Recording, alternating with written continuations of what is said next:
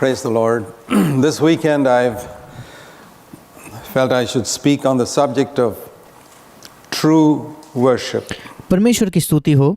इस हफ्ते मुझे लगा कि मैं इस विषय पर बांटूं या इस विषय पर साझा करूं, और वो विषय है सच्ची आराधना या सच्ची उपासना। And in the 3 weekends that I'm going to speak on subsequently, also I want to make certain things clear because it's the truth that sets us free. और इसके आगे के भी जो 3 हफ्ते होंगे, मैं और भी कुछ चीज़ों को स्पष्ट करना चाहता हूँ, क्योंकि सत्य हमें स्वतंत्र करता है। That was a great help to me in my younger days. ये मेरे जवानी के दिनों में इस बात ने मेरी बहुत ज़्यादा सहायता की। When I found so many Christian churches using the same Bible and preaching different truths. जब मैंने पाया कि अलग अलग मसीह कलीसियाएं उसी बाइबल का इस्तेमाल करके अलग अलग सत्यों का प्रचार करते हैं, All claiming to have the truth. और सब के सब ये दावा करते हैं कि उन्हीं के पास सच्चा सत्य है। And the thing that helped me was what Jesus said in John 8:32. और फिर उन दिनों में जिस बात ने मेरी मदद की वो थी यूहन्ना रचित सुसमाचार उसका 8वां अध्याय और 32 वचन। You shall know the truth and the truth shall set you free. यूहन्ना 8:32 कहता है कि तुम सत्य को जानोगे और सत्य तुम्हें स्वतंत्र करेगा। And what the Lord spoke to me from that verse is that if you understand the truth correctly, और उस वचन से प्रभु ने मुझसे ये बात की कि अगर तुम किसी सत्य को सही तरीके से समझ जाते हो तो on any subject, किसी भी विषय पर it'll make you a little more free. वो तुम्हें और थोड़ा स्वतंत्र बनाएगा। Anything that brings you into bondage cannot be the truth. कोई भी चीज जो तुम्हें बंधन में लाती है वो सत्य नहीं हो सकती।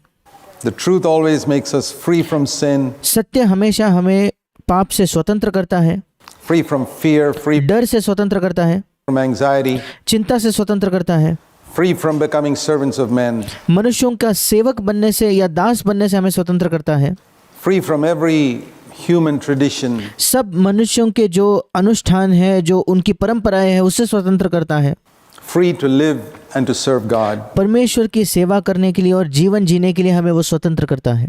So the truth about worship is very important to understand, और इसलिए आराधना के विषय में सत्य को समझना बहुत महत्वपूर्ण है, because that's what we're going to do in all eternity. क्योंकि हम संपूर्ण अनंत काल में यही करने वाले हैं।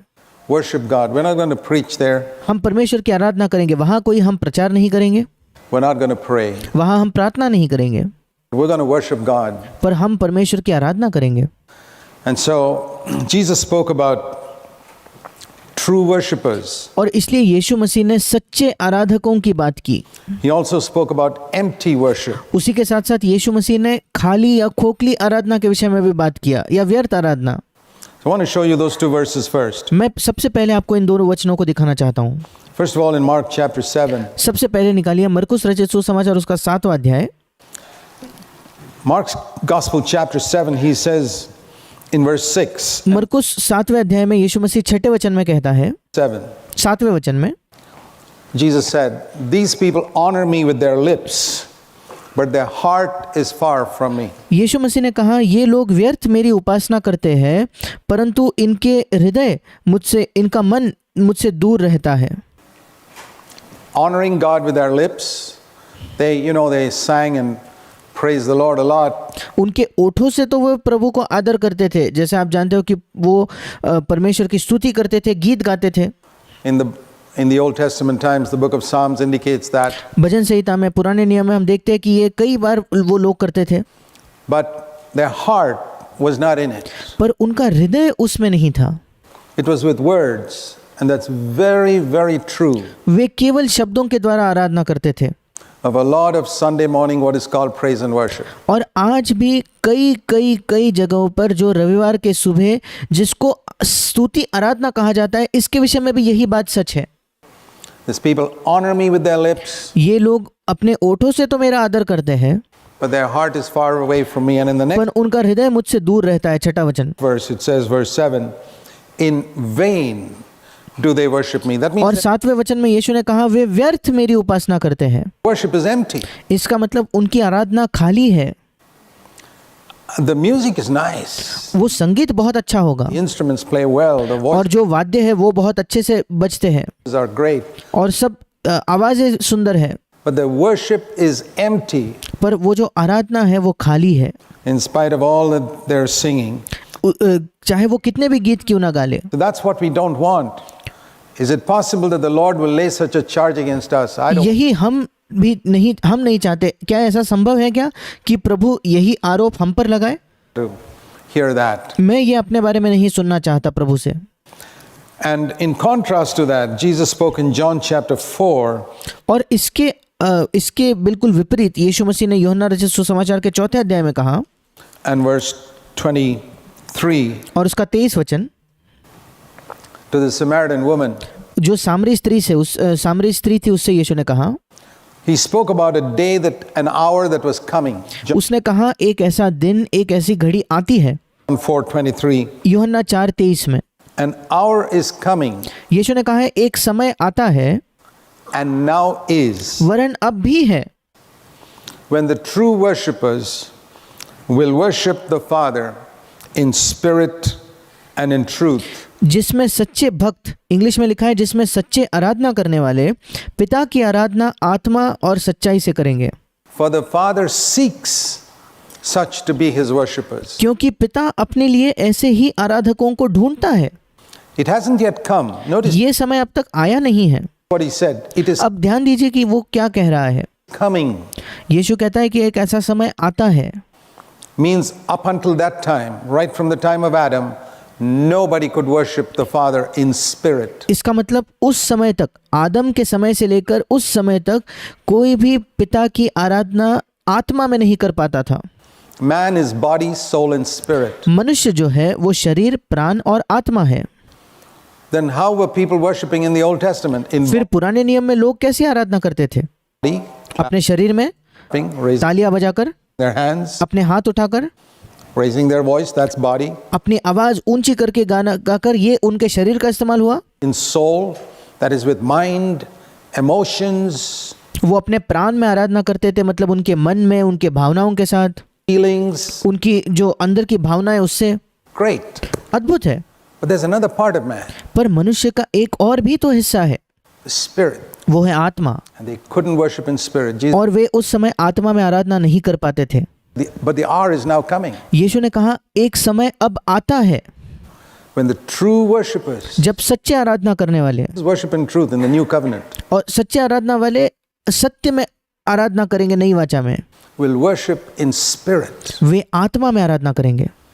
And I've discovered that most people don't know anything about it. और मैंने ये पाया है कि अधिकतर लोग इसके विषय में कुछ नहीं जानते। That hour came on the day of Pentecost. वो जो घड़ी, वो जो समय था, वो पिंतेकोस्त के दिन आया। But he also said it now is. पर यीशु ने ये भी कहा कि ये समय आता है, वरन अब भी है। Now is meant the beginning of it is already here. अब भी है का मतलब है उस समय की शुरुआत हो चुकी थी, Because Jesus was here. क्योंकि यीशु मसीह खुद यहाँ था।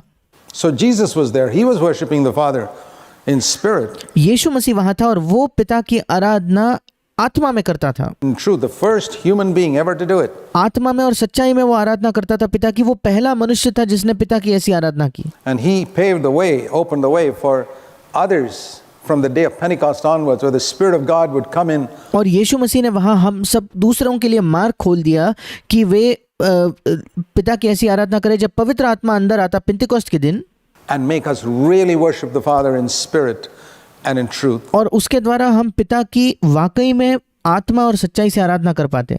There's an Old Testament picture of this in the tabernacle. इसका एक पुराने नियम का चित्र है जो निवास मंडप था उसमें। The tabernacle had three parts. You know, tabernacle means dwelling place. वो जो निवास का प्रभु का जो तंबू था, वो निवास मंडप, वो एक रहने की जगह थी। Man is the dwelling place of God. और वहाँ परमेश्वर रहता था, और बिल्कुल वैसे ही मनुष्य भी परमेश्वर की रहने की जगह है। So that tabernacle was a picture of man. और वो जो निवास मंडप था पुराने नियम का, वो मिलने वाला तंबू था, वो मनुष्य का एक चित्र था। And the tabernacle had three parts, just like we are body, soul and spirit. और उसके भी बिल्कुल 3 भाग थे, जैसे मनुष्य भी आत्मा, प्राण, शरीर है, बिल्कुल वैसे ही। It had an outer court that was visible to everybody like the body. उस निवास स्थान का एक बाहरी आंगन था जो सबको दिखता था, बिल्कुल मनुष्य के शरीर की तरह। And it had two hidden parts और उस निवास स्थान के भी 2 छिपे हुए भाग थे, called under the tent, called the holy place, most holy place. वो उस तंबू के अंदर थे जिसे पवित्र स्थान और परम पवित्र स्थान कहा जाता था। Similar to our soul and spirit that are hidden. बिल्कुल हमारे आत्मा और प्राण की तरह जो छिपे हुए हैं। Between the holy place and the most holy place in that Old Testament tabernacle was a thick veil. और पुराने नियम के निवास स्थान में पवित्र स्थान और परम पवित्र स्थान के बीच में एक पर्दा था, indicating that nobody could get into God's presence. And God और ये इस बात को दर्शाता था कि कोई भी व्यक्ति परमेश्वर के उपस्थिति में प्रवेश नहीं कर सकता। didn't dwell in the outer court. He didn't और परमेश्वर उस समय बाहरी आंगन में नहीं रहता था, dwell in the holy place. वो पवित्र स्थान में भी नहीं रहता था परमेश्वर, He dwelt in the most holy place. पर परमेश्वर जो है वो परम पवित्र स्थान में रहता था Nobody could go there. और वहां कोई नहीं जा सकता था। When Jesus died, that veil was rent. जब यीशु मसीह की मृत्यु हुई तो वो पर्दा फट गया And the way into the most holy was open. The way into our spirit was open. और परम पवित्र स्थान में जाने का मार्ग खुल गया और हमारे आत्मा में जाने का मार्ग खुल गया, So that the Holy Spirit could come and dwell within. ताकि पवित्र आत्मा आकर अंदर रह सकता था, जी सकता था। This is the significance of the rending of the veil. ये महत्व है कि यीशु मसीह की मृत्यु के समय में वो पर्दा फट जाता है, So that now we can worship God in the Spirit. ताकि अब हम परमेश्वर की आराधना आत्मा में कर सकते हैं। Now this is not just a beautiful picture. अब ये कोई केवल सुंदर चित्र नहीं है, It's something that can change our whole life. ये ऐसा कुछ है जो हमारे संपूर्ण जीवन को बदल सकता है। You can believe that God desires the best for you. There's a lovely verse in Jeremiah 29:11 which says, I know the plans I have for you, God. आप ये विश्वास कर सकते हो कि परमेश्वर के आपके जीवन के लिए सर्वोत्तम ऐसी योजना है। यिर्मयाह 29:11 में एक सुंदर वचन है जहां परमेश्वर कहता है, मैं तुम्हारे लिए, तुम्हारे जीवन के लिए अपनी योजनाओं को जानता हूं। There's plans for your good, ऐसी योजनाएं जो तुम्हारे कुशल की है, भली की है, your welfare. It's very important that all of us recognize that every single thing God has commanded in His Word is for our good. ये बहुत अच्छा है हमें ये जानना कि हर एक चीज़ जिसकी आज्ञा परमेश्वर हमें देता है उसके वचन में, वो हमारे भलाई के लिए है। The plans He has for us are for our very best. जो योजनाएं परमेश्वर की हमारे लिए है वो हमारे भलाई के लिए है। We can never make a better plan for our lives than the one God Himself has made. हम And कभी when He अपने teaches us to worship, it's for our good. हम कभी भी अपने जीवन के लिए एक और बेहतर योजना नहीं बना सकते, और जब परमेश्वर हमें आराधना करना सिखाता है वो हमारे भलाई के लिए है। Let me show you another verse that Jesus spoke, this time to the devil, in Matthew chapter 4. मैं आपको एक और वचन दिखाता हूँ जो यीशु ने कहा। इस बार यीशु मसीह ने ये बात शैतान से कही, मत्ती रचित सुसमाचार उसके 4 अध्याय में। In Matthew chapter 4, we read of Satan coming to Jesus in Matthew 4:9 and telling him, मत्ती रचित सुसमाचार उसके 4 अध्याय के 9वें वचन में हम देखते हैं कि शैतान यीशु के पास आया और वो यीशु को बताने लगा, in the temptation in the wilderness, और उस प्रलोभन में जो उसका हुआ उस मरुभूमि में, he showed him all the kingdoms of the world and their glory. और शैतान ने यीशु मसीह को सारे जो राज्य थे, राज्य दिखाया, उसका वैभव दिखाया, All the things the world had to offer. जो भी उस संसार में था जिसको दिया जा सकता था यीशु को, ऐसा सब कुछ दिखाया। Today the devil offers many things to believers. Think of आज भी शैतान विश्वासियों को कई चीजें देता है, that. और इसके बारे में सोचकर देखिए। He showed them to Jesus, whatever was available in His time. और उस समय जो भी उपलब्ध था वो सब उसने यीशु को दिखाया।